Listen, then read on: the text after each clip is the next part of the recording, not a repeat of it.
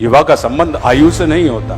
युवा का संबंध होता है, युवा होना अवस्था है। युवा का मतलब होता है जो अपनी मां के पैर में भी जूते पहना सके और जो अपनी पुत्री के पैर में भी जूते पहना सके, जो अपने पिता के हाथ को भी पकड़ सके और अपने पुत्र के हाथ को भी पकड़ सके। ऐसी क्षमता वाले व्यक्ति को आप युवा कहते हैं। यानी एक हमारा अतीत है, हमारे माता पिता, और एक हमारा भविष्य है, यानी हमारी संतानें।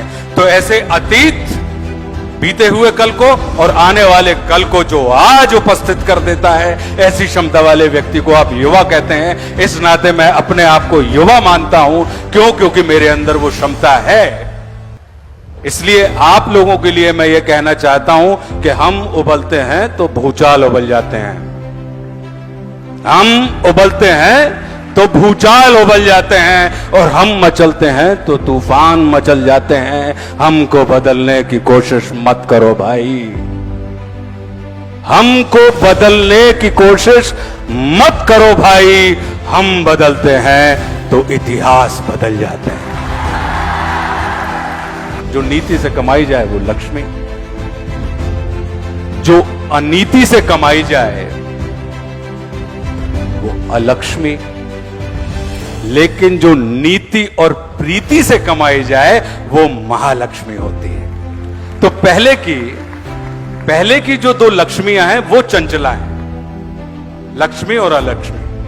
लेकिन जो महालक्ष्मी होती है वो अचला हैं, और उनके साथ शर्त इस बात की है कि वो तभी अचल रहेंगी कि जब उनकी बहन सरस्वती को अगर तुम पूजोगे, उनका सम्मान करोगे, उनको साधोगे, तो अगर सरस्वती को साध लिया तो महालक्ष्मी सदैव सधी रहेंगी। कि सफल होने से पहले आप असफल होना सीखिए। जो व्यक्ति असफल होना सीख जाता है वो व्यक्ति सफल होने के बाद उन्मादी नहीं होता। क्योंकि जीवन जो है हमारा, उत्साह और उन्माद, इन दो मनोभावों में चलता रहता है।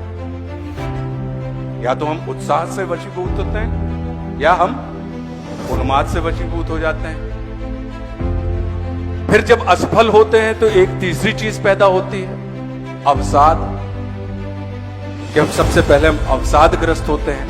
तो जो व्यक्ति असफलता को गरिमापूर्ण तरीके से नहीं ले सकता, वो व्यक्ति सफल होने के बाद सफलता की गरिमापूर्ण तरीके से कद्र नहीं करेगा।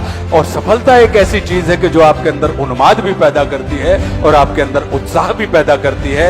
उन्मादी व्यक्ति की सफलता सिर्फ स्वयं का कल्याण करती है, बाकी उससे जुड़े हुए सारे के सारे लोग अकल्याण के भागी हो जाते हैं। लेकिन उत्साही व्यक्ति की सफलता स्वयं के साथ साथ मोहल्ला, पड़ोस और उससे जुड़े हुए तमाम लोगों के कल्याण का मार्ग खोल देती है। तो आशुतोष राणा तो आनंद का व्यापार करता है। जब हम छोटे थे तो मम्मी बाबूजी के साथ चले जा रहे थे, तो हमारे यहाँ एक बड़े स्कॉलर्स का परिवार है, तो हमें माता पिता के वजह से स्कॉलर्स से मिलने का मौका मिलता रहता था। तो एक स्कॉलर आए, उनका नाम नहीं लूंगा, उनकी हम बहुत कद्र करते हैं। तो उन्होंने पूछा कि आपने अपने बच्चों के लिए क्या सोचा है, ये बड़े होके क्या करें। तो हमारी माताजी ने कहा कि भैया हम तो चाहते हैं कि ये आनंद का व्यापार करे। तो बोले मतलब आनंद का व्यापार?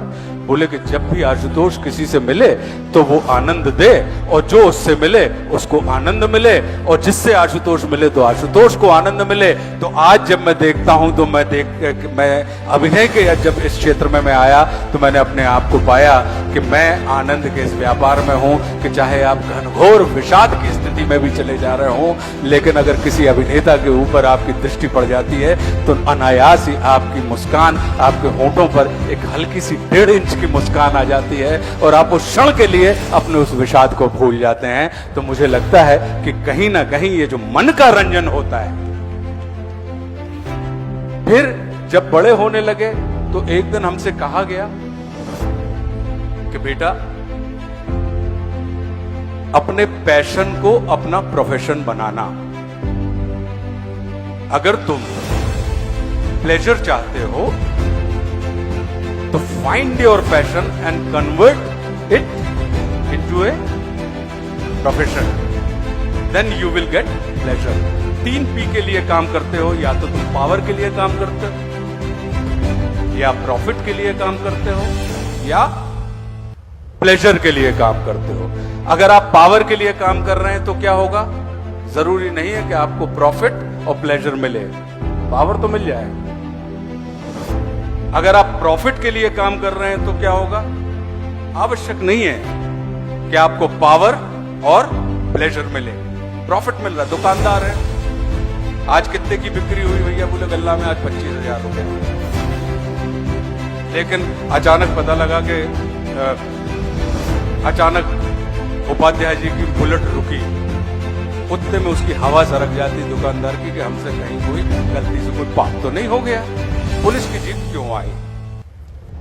मतलब प्रॉफिट तो था उसके पास, लेकिन आवश्यक नहीं है कि उसके पास प्लेजर हो और पावर हो। लेकिन अगर आप प्लेजर के लिए काम करते हैं तो आप विश्वास कीजिए कि आपके पास प्रॉफिट भी होगा और आपके पास पावर भी होगा। पावर का मतलब होता है कि मेरी सांस से आपकी सांस मिल जाए, मेरी मुस्कान से आपकी मुस्कान जुड़ जाए।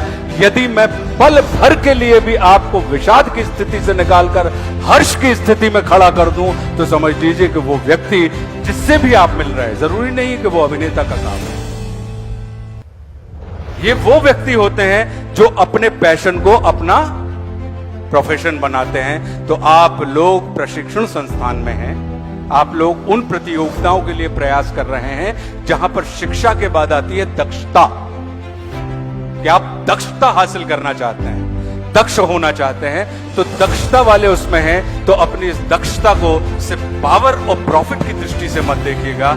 इसे अगर आपने अपना प्लेजर बना लिया तो विश्वास कीजिए कि अगर आप कलेक्टर हैं और आपके पास कोई व्यक्ति पहुंचा और उसको लगा कि साहब इसमें 1.5 महीने लगेगा, लेकिन अभी मुझे बता रहे थे मनमोहन कि आपके ही संस्थान से निकले एक जज ने जिस चीज को 3 महीने लगते उन्होंने 3 दिन में फैसला दिया। तो अब आप इससे अंदाज लगाइए कि जिस पार्टी के पक्ष में फैसला हुआ होगा या जो पार्टियां कोर्ट में होंगी वो कितनी आनंदित होगी कि साहब हम तो समझ रहे थे कि 3 साल चक्कर लगाना पड़ेंगे अदालत के, लेकिन 3 दिन में इस आदमी ने क्यों।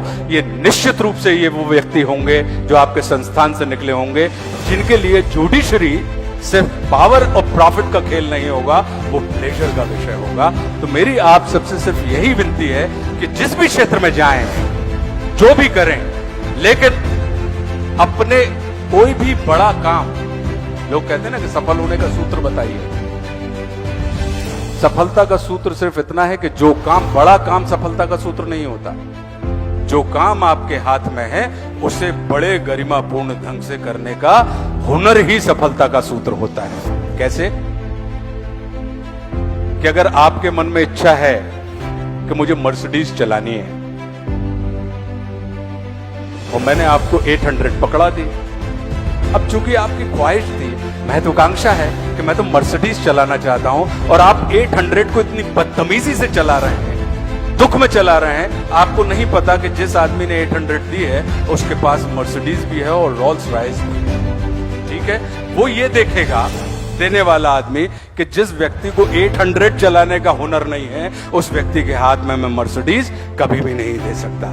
तो सफलता की जो गारंटी होती है वो यही होती है कि जो काम हमारे और आपके हाथ में है उसे बड़े तरीके से करना। और हमने इस चीज को, सिर्फ किताबी ज्ञान नहीं है ये मेरे लिए। जब मैं बंबई पहुंचा तो हम तो सिर्फ दक्ष थे, नेशनल स्कूल ऑफ ड्रामा से पास आउट थे, कि हमारा पैशन भी एक्टिंग था, हमारा एजुकेशन भी एक्टिंग था और हमारा प्रोफेशन भी एक्टिंग है। तो एक हल्की सी गर्राहट, तो जब आप इंस्टीट्यूट से निकलते हैं किसी भी प्रशिक्षण संस्थान से, तो आपके अंदर एक हल्की सी गर्राहट तो आ ही जाती है कि कोई भी छोटा काम अगर आपको दिया जाए तो उसे आप बड़ी तुच्छ दृष्टि से देखते हैं।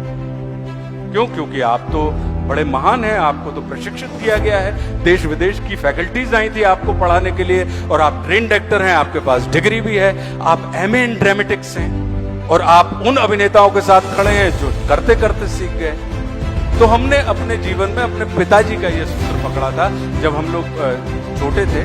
तो चूंकि अच्छा बड़े किसान थे पिताजी, तो घर में नौकरों चाकरों को देखने की हमें स्वतंत्रता थी, सुविधा थी, लेकिन एक जो ट्रेनिंग वो हमको देते थे वो ये हुआ करती थी कि जब भी पता लगा कि हमसे उन्होंने कहा कि बेटा 1 गिलास पानी ले आना, और हम लाते थे पानी, लेकिन हमारे पानी लाने में यह था कि जब कृपाराम खड़ा है तो इन्होंने मुझसे क्यों मांगा?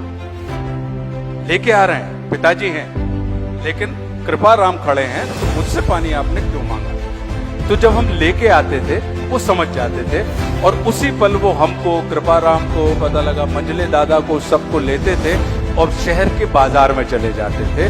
वहां से मुरमुरे का एक बोरा लेते थे और वो हमसे कहते थे कि बेटा ये दोनों कृपाराम और मंझले तुम्हारे बाजू में चलेंगे, लेकिन ये बोरा जो है इसको तुमको अपनी पीठ पे रख के घर ले जाना है, ताकि लोगों को ये पता लगे कि इनको बड़ा काम करने में बड़ी शर्म आती है। तो ये काम तो तुमको बेटा करना पड़ेगा, क्योंकि तुम अपने पिता की संपत्ति के ऊपर, अर्ज संपत्ति के ऊपर अहंकार कर रहे हो। तुमको पता नहीं है कि भविष्य में तुम्हारे हिस्से में कौन सी हम्माली आने वाली है।